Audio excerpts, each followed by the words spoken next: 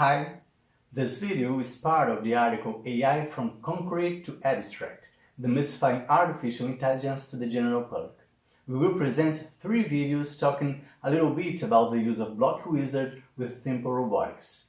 In this first video, I will show you how to make a robot that can be programmed with Block Wizard to sense, learn, and act.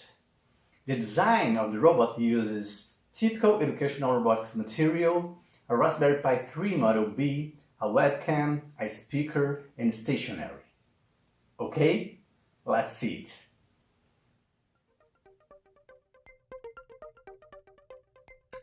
The robot is assembled on a round double-deck chassis with 2 wheels and 2 gear motors for moving, plus 2 caster wheels to support the chassis. The robot uses an L298N H bridge to control the motors. The H bridge is attached to the lower deck. On the lower deck, we also have a speaker with a USB amplifier board. I took the speaker and the amplifier from this mini speaker.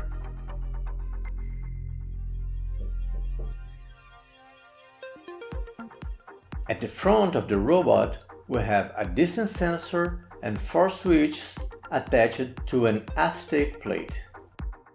But you can use a thick paper, petty plastic, or some other material instead of acetate. On the upper deck, we have a Raspberry Pi in a case, a 4EE battery holder, a webcam, a red LED, and half of an 170-point breadboard with a yellow and a green LED, a mini switch, and a push button.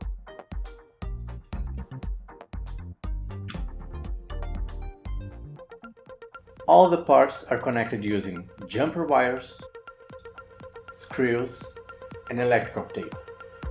There is no need for soldering. To attach the Raspberry Pi case, the webcam, the breadboard, and other elements to the chassis, you can use double-sided tape.